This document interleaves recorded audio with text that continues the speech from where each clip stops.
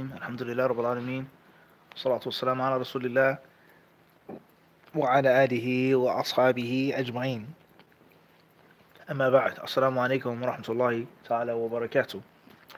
Tonight's lesson will be on fiqh and not hadith, and reading from the book Durar Bahiyyah في المسائل الفقهية of Al-Hafidh Al-Allama Al-Shawkani rahimahullah ta'ala. We're still in Kitab al-Janaiz, the book of funerals, and we reached the section that says فصل في اتباع الجنازة أو الجنازة وما يحرم فيه. He says following the janazah, or in our language or culture, the funeral procession. وما يحرم فيه, and that which is unlawful therein, that which is unlawful, that which you cannot do regarding to following a funeral. So first and foremost is, he says, في اتباع الجنائز أو الجنازة, following the funeral procession, i.e. that being something which is mashru', it's legislated, it's legitimate, it's from the deen to follow the janazah, whether it's obligatory or recommended. Obligatory or recommended. And the sunnah of following the janazah. And also he says, وَمَا يَحْرُمُ فِيهِ, and that which is unlawful regarding following the janazah. Whether it is unlawful, whether it's makruh, whether it's a bid'ah, whether it's minor shirk or major shirk. That which you are not allowed to do with regards to following the janazah. طيب. And this shows us many things, many things, is that there is an etiquette and that there is a do and a don't. Or there are do's and don'ts with regards to everything in Al-Islam. And we always try to place an emphasis, and we try to stress on the concept of not just living as a Muslim, not just living as a Muslim, but dying as a Muslim. Dying as a Muslim. And Islam being a way of life and death. A way of life and death. Obviously, being a way of life, how you live, that's clear. Death being the bridge between this life and the next. The gate, the doorway between the hayatul dunya and the akhirah. Between this world and between the last day, the qiyamah. Al-qiyamatul sughra and al-qiyamatul kubra. The minor qiyamah, which is your death. As Shaykh al-Islam ibn Taymiyyah rahimahullah ta'ala said, كل من مات قد قامت قيامته. Anyone who dies, his qiyamah is established. Your personal qiyamah. Everyone understand? That's your last day of this world. And as Shaykh Ibn Taymiyyah rahimahullah ta'ala also said, everything after death is included in al-imanu bil yawm al-akhir. Belief in the last day, being one of the articles of faith or the pillars of faith, is not just hellfire and paradise. Everything that happens after death, everything. Death itself, the spectacle and the phenomena of death, the questioning, the fitna, the eyes being closed, the soul being extracted. وَالنَّازِعَاتِ غَرْقًا. Everyone understand this? The dammatul qabr, the squeezing of the grave, the adhab of the qabr, the na'im of the qabr, the blessing in the grave, the fitna, the actual questioning, life in the grave, and everything that takes place after death is included in al-imanu bil yawm al-akhir. And when you die, that is your last day. But that's not the last day. So therefore, that is what's meant by living and dying as a Muslim. How you die. You die on the battlefield, fi sabilillah. You die in prayer and sajda. You die in your deathbed making dhikr. You die on hajj. You understand this? Dying in the state of Islam. Also the concept of what happens after death, as I just explained. But not for the deceased Muslim, but for the Muslim who is alive. What we believe is going on right now. What we believe is happening right now. Everyone understand this? From that which the Messenger of Allah has informed us of. So all this is included in this. And obviously when there's a janazah, the people are going to be emotional. They're going to be bothered. They're going to be upset. They're going to be tested. They're going to be very excited, aroused, whether in a good way or a bad way. There are many people be excited and aroused and have a great deal of emotion or emotions, Because they're happy that someone died. They're happy that someone has passed away. This man was a tyrant. This scholar was a zalim. He was a wrongdoer. He was an evildoer. This person was a rapist, a murderer, a bully. Okay? This leader was a horrible, horrible tyrant. How he ran his country and his land. Iron-fisted. Dictating bully. Or, this man is dead.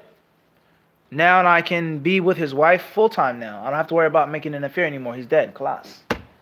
Waliyadu billah. Or my father that I never liked, or my mother that I didn't like. I can take their money and their inheritance now. Or the person that I envied. My colleague, or my classmate, or my older brother, or younger brother that always outshined me. Now I don't have to worry about that anymore. So whenever there's a funeral, people are always going to be feeling some type of way. One way or another. Everyone understand this? And this is the reality of life. So with that being said, when someone is emotionally stressed, things can happen. And things can take place. And you may do something which isn't the best thing to do. Let alone culture. Let alone bid'ah, ignorance, weak hadiths, misconceptions. Let alone living in a time and a place in which the people always wish to appease the non-Muslims and be like the non-Muslims and imitate the non-Muslims and seek the pleasure and the approval of the non-Muslims. وَلَا حَوْلَ وَلَا قُوَّةَ إِلَّا بِاللَّهِ. So all of these things are included in the book of funerals and following the janazah, and that which is haram regarding following the janazah. Last but not least, those of us who live as Muslim minorities and who have a great deal of family members who aren't Muslim, what do you do now? Can you go to your grandmother's funeral? Can you follow the funeral procession for your mushrik father?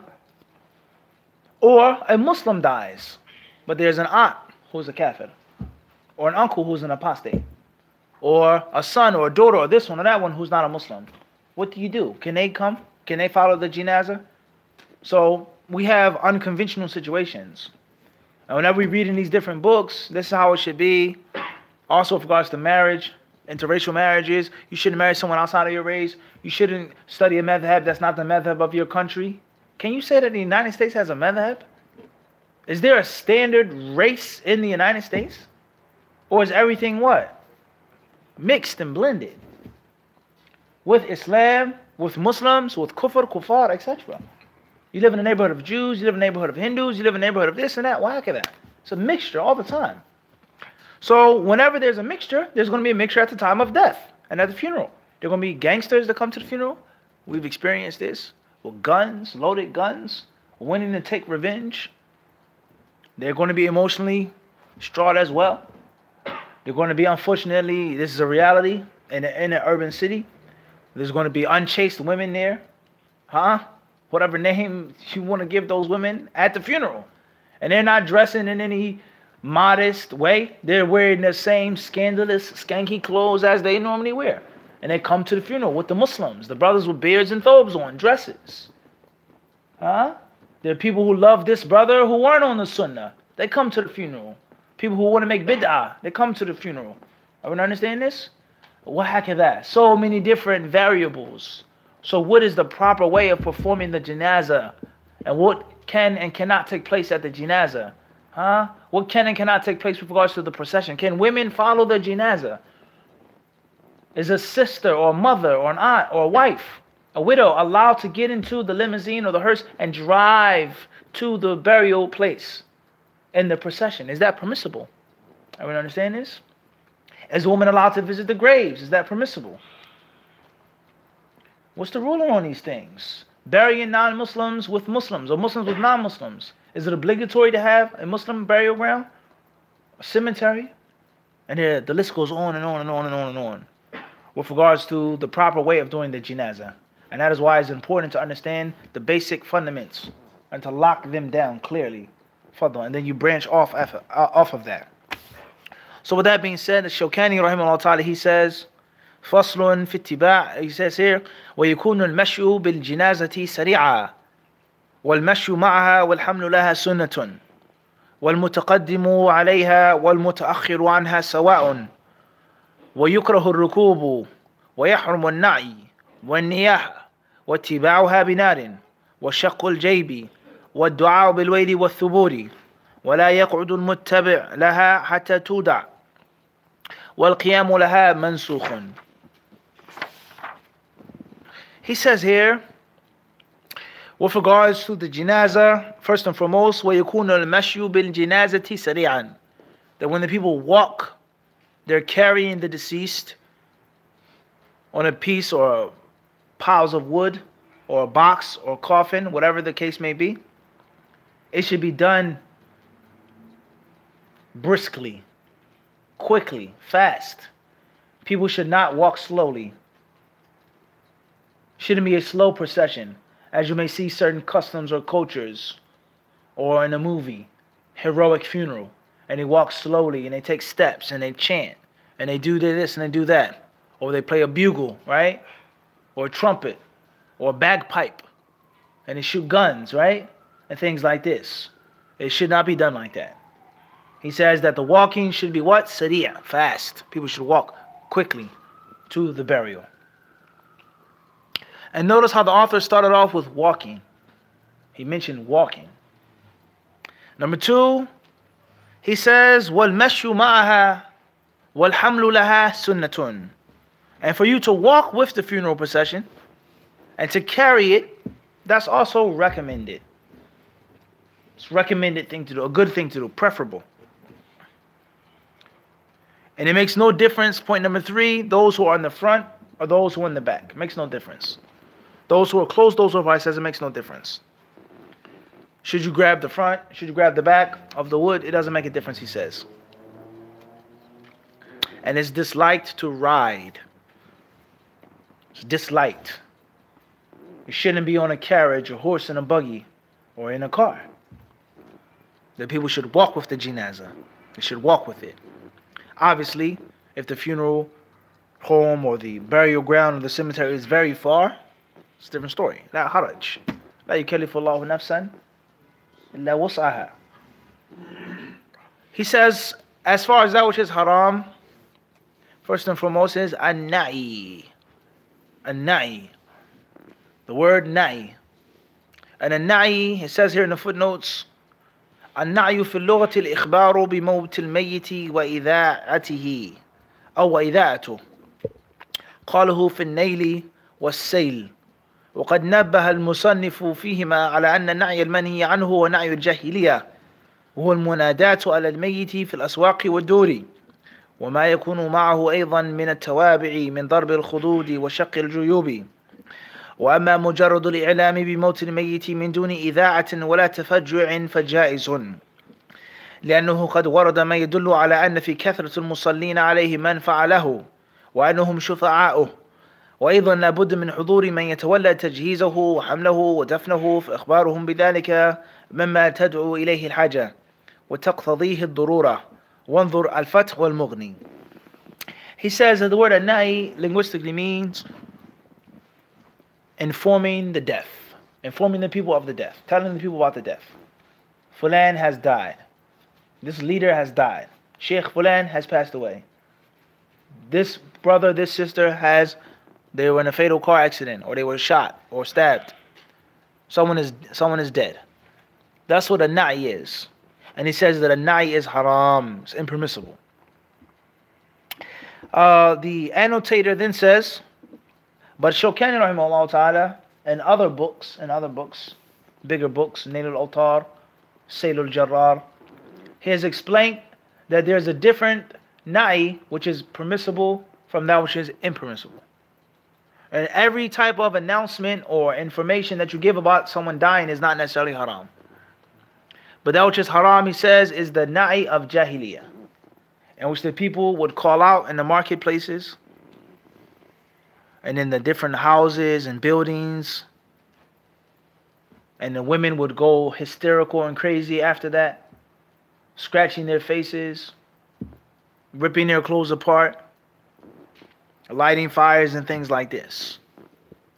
Also, in other sources it states, for a person to call out and mention the virtues of a human being. He was brave, he was a warrior, he was this, he was that, he was. That's included in the na'i of jahiliyyah. No doubt. Eulogy. Could you give the eulogy, please, brother? speak on his behalf. I didn't know him much, but he was a funny guy. The people's eulogies. You go to some funerals, the most simplistic eulogy. Unfortunately. He was funny, he was this, he was captain of his basketball team. He's like, what does that have to do with him being in that box right now? And how is that helping him? And this goes to show you how the kuffar oftentimes, and unfortunately the Muslims who follow them, they turn something upside down. The whole intention of the funeral is reversed. It's no longer a reminder about death and the seriousness of being a Muslim and being righteous and pious. No. It's just about some worldly trifle. Something that is of no value, of no real benefit. Make people laugh and then ease the people's suffering, and that's it. Pass the liquor. Right? Give me another cup. Everyone understand this? Unfortunately, go to the funeral to fornicate, right? To get girls. Unfortunately. Or to scheme on someone's wealth and money. To eat a lot. Really good food is going to be what? No doubt. And what's the aunt's name? Nah, that's not her name. Aunt Bibi. She makes the best what? The best flowery, and it's only at the what? At the janazah. At the wake, right? Okay, Allah hawla wa la quwwata illa billah. It's well known. Now, the best, some of the best soul food you may get, Abdul Wadud, is where? What? At the funeral. Right? Right? Everyone understand this? The best cook in the family. She makes the best meal on what? Janazah. And you're not thinking about death. You're not thinking about death. And the same, don't think that it's just a Guyanese thing or Indian thing or a black thing. The same is overseas. They bring out the best lamb and rice, the best tea, the best pastries, the best baklava. When? At the funeral. It's something that no one is going to speak out and say, this is bid'ah, you can't do it. They do it in the streets of Medina. And they block off the streets for 2 and 3 days. And they bring the tents and the chairs and the lights. And they all sit around. And the best lamb and rice is what? At the funeral. They bring out a specialty for the funeral. Unfortunately. So the point is that people, they reverse things. So like we said about Halloween. Instead of death being a means of admonishment, it's a means of amusement. It's a joke. A scary house. A haunted house. And these are real life things that you're not supposed to take lightly. Jinn possession. A witch, sihr. Someone being dead. Someone's face, a skeleton. Some brothers, they like socks with Jolly Rogers on them. Skull and Bone Society. You understand? This is not a joke. There's nothing funny about that. From an Islamic point of view. So he says that anything that's done from the ways of Jahiliyyah, eulogy, etc., as far as just making an announcement that someone has died, a general announcement, without making a major uproar, screaming and hollering and cursing and wailing and crying, then that's permissible. That's permissible. It says in the footnotes, that's permissible. Why is it permissible? He says for the following reasons. Number one is that there are proofs and evidences that show the more, the merrier. The more people that come to the janazah, the what? The better it is. How can more people come to the janazah if there's no what? No announcement. Tomorrow there's going to be a janazah here. Everyone understand this? The janazah will be at this center, right? The janazah will be at such and such. Everyone understand this? He says here, number two, we also have, and obviously that's a benefit for the Muslim, the deceased Muslim. And it's also proofs and evidences is that the people will intercede for him. They will what? They'll intercede for him. The more people pray over him, inshallah ta'ala, with a certain number, they will be his what? They will intercede. Allah will allow them to what? Intercede for the deceased Muslim. Number three, it's a must for the people to prepare him and to look after him. Who's going to wash him? Who's going to shroud him? Who's going to pray over him? Who's going to bury him? Who's going to take care of his debts? If there's never no what? No type of na'i made. He then says here, so therefore telling the people that Fulan has died is something which is a means of necessity. It's something which is a means of what? Necessity. Now, that's the kalam of the muhashi, the one who's making the footnotes. This is not to be stretched and exaggerated. as many people do. Our brother, Fulan, such and such and such and such, who was a teacher at this masjid, and was brother, and kada, and kada, and kada, and kada. You find that the shaitan, he creeps up, and they slide it in. It's not just brother Fulan, our brother, he died. It's this and that, and we all knew he was a righteous person, so please come out. His family needs you, and this and that. He comes from. Now you're going what? Too far. Everyone clear on this? And oftentimes, not all the times, of course there's going to be a difference, but oftentimes there needs to be no mentioning of who the person is, because the people become biased. Brother Fulan died, I want to come there. You understand that? He's a very popular brother. And obviously there's going to be a lot of people there. There's going to be a lot of what? A lot of sisters at the janazah. Huh? This is a reality. The janazah is going to be what? Popping. It's going to be crazy. Everyone understand this? Or the food, or this or that. But brother Fulan died. No one really knows him, or he wasn't a popular person. He wasn't a fly dude like that. You know, I got to work. That's deep. It happens. It's reality. I got to work. I can't make it. Then obviously we're not going to go extreme. Somebody that you know, or someone that was esteemed or prestigious, someone that has a virtue over you. Of course, you're going to make an extra effort out of respect, out of love. That's your friend, that's your brother, that's your teacher, of course. But you get the point I'm trying to make, in which the janazah becomes a fashion show. It becomes a fashion show. It becomes a means of being seen, a means of showing off. And I have 1,000 stories like this. Huh? And that's unfortunate. Everyone understand this? And yani you may find some brothers in which there's only 5 people there. That's it. Literally, can you imagine that? A janazah with only 5 brothers? In Philadelphia or New York City or Patterson, New Jersey or Newark, New Jersey or East Orange. 10 brothers at a janazah. 2 brothers at a janazah. But brother Fulan, who's popular, what? A gazillion people are there. No space for the people to pray. You telling me that they're all there for the face of Allah? They're all there to help out their brother? Or are they there for what? No question. Everyone understand it? So we have to be mindful of this. As the Prophet ﷺ said, I came out to inform you about Laylatul Qadr.